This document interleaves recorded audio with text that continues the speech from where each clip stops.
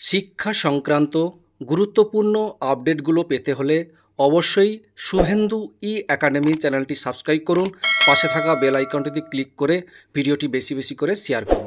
নমস্কার, আমি শুভেন্দু। আমার ছোট্ট চ্যানেলে আপনাকে স্বাগত।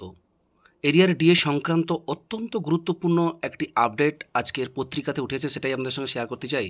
দেখুন, অন্তর্বর্তী নির্দেশের পরিবর্তনের আর্জি, ডিএ দেওয়ার প্রস্তুতি, সুপ্রিম কোর্টেও রাজ্য। দেখুন কি বলা হয়েছে। বকেয়া ডিএ মেটানো নিয়ে অন্তর্বর্তীকালীন নির্দেশের পরিবর্তন চেয়ে সুপ্রিম কোর্টে দ্বারস্থ হল রাজ্য সরকার। সূত্রের খবর, আদালত যে নির্দেশ দিয়েছে তার কয়েকটি ক্ষেত্রে সুস্পষ্ট ব্যাখ্যা চেয়েই আবেদন করা হয়েছে। তবে একই সঙ্গে দেশের সর্বোচ্চ আদালতের নির্দিষ্ট করে দেওয়া সময়ের মধ্যেই বকেয়া ডিএ বা মহার্ঘ ভাতা দেওয়ার বিষয়েও তোড়জোড় শুরু করেছে নবান্ন। প্রশাসনিক মহলের খবর, অন্তর্বর্তীকালীন যে নির্দেশ সুপ্রিম কোর্ট দিয়েছে তার কয়েকটি ক্ষেত্রে মডিফিকেশন বা পরিবর্তন চাওয়া যেতে পারে, তার সুযোগও রয়েছে আইনে। সেই অনুযায়ী বিষয়টি নিয়ে অগ্রসর হতে চায় রাজ্য। ইতিমধ্যেই সেই আবেদন সুপ্রিম কোর্টে জমা পড়ে গিয়েছে। তবে এখন আদালতে গ্রীষ্মাবকাশ চলায় শুনানি হচ্ছে না। ছুটি শেষ হলে সুপ্রিম কোর্টে এই আবেদন লিস্ট হবে। পরবর্তী কী নির্দেশ দেয় আদালত, সেই দিকেই তাকিয়ে রয়েছে রাজ্য সরকার। সুপ্রিম কোর্ট গত 16ই মে নির্দেশ দিয়েছিল 4 সপ্তাহের মধ্যে বিজ্ঞপ্তি প্রকাশ করে 6 সপ্তাহের মধ্যে রাজ্যের সরকারি কর্মীদের 25% বকেয়া ডিএ দেওয়ার। সেই ইন্টারিম অর্ডার খতিয়ে দেখার পর রাজ্য সরকার মনে করছে তার কয়েকটি ধারার ক্ষেত্রে আরও বিশদ ব্যাখ্যার হলে সুপ্রিম কোর্টের নির্দেশ পালন করার অনেকটাই সুবিধা হবে। এরপরেই অন্তর্বর্তীকালীন নির্দেশে মডিফিকেশন চেয়ে আদালতে যাওয়ার সিদ্ধান্ত হয়েছে। নবান্ন সূত্রে জানা গিয়েছে, রাজ্য সরকার মনে করছে মূল মামলা যেমন চলছে তেমনই চলবে। অন্তর্বর্তীকালীন নির্দেশেও ফের পর্যালোচনার জন্য আবেদন জানানো হচ্ছে না। অর্থাৎ রিভিউ পিটিশন দাখিল না করে সুপ্রিম কোর্টের কাছে শুধু এই নির্দেশের কিছু পরিবর্তন বা মডিফিকেশন চেয়ে আবেদন করা যেতেই পারে। সেই হিসাবে পদক্ষেপ করা হয়েছে। কোন ভিত্তিতে কতটা বকেয়ার উপর নির্দিষ্ট কতদিনের বকেয়ার উপর 25% হিসাব হবে, এমন একাধিক প্রশ্নের উত্তর পেতেই রাজ্য সরকার সুপ্রিম কোর্টে মডিফিকেশন চাইছে বলেই মনে করা হচ্ছে। বিষয়টি নিয়ে প্রশাসনের কেউ মন্তব্য করতে রাজি না হলেও সূত্রের খবর, আইনজীবীদের সঙ্গে দীর্ঘ আলোচনা ও আইনের চুলচেরা বিশ্লেষণের পরেই সুপ্রিম কোর্টে আবেদন করা হয়েছে। আইনজীবী মহলের একাংশের মত, অন্তর্বর্তীকালীন আদেশ বা নির্দেশ, বিশেষ করে ডিএ প্রসঙ্গে নির্দিষ্ট পরিস্থিতিতে আদালত চাইলে সংশোধন বা বাতিল করতেই পারে, তবে তা একাধিক বিষয়ের উপর নির্ভর করছে।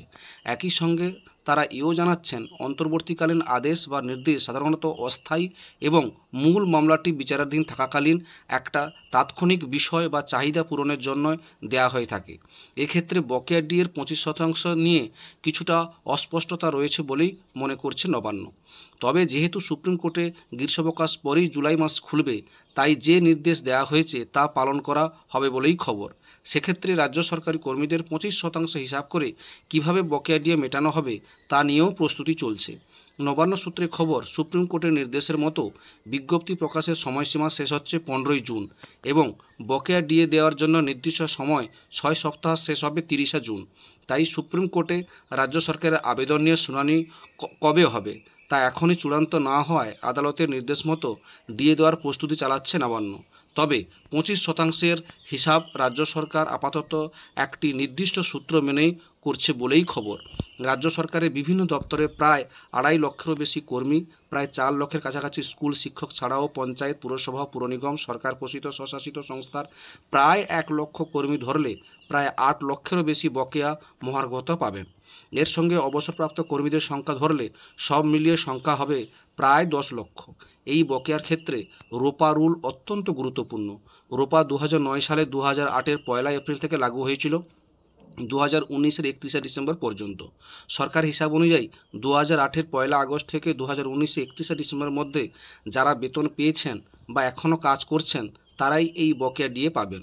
সব মিলিয়ে 2008 সালের নির্দিষ্ট সময় থেকে 9 মাস এবং 2009 সাল থেকে 2019 সাল পর্যন্ত অর্থাৎ 141 মাসের বকেয়া পাবেন।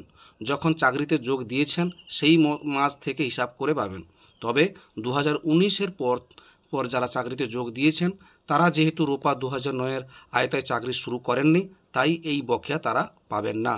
এই ছিল একটা আপডেট আপনাদের সঙ্গে শেয়ার করলাম। ভিডিওটি দেখার জন্য অসংখ্য ধন্যবাদ।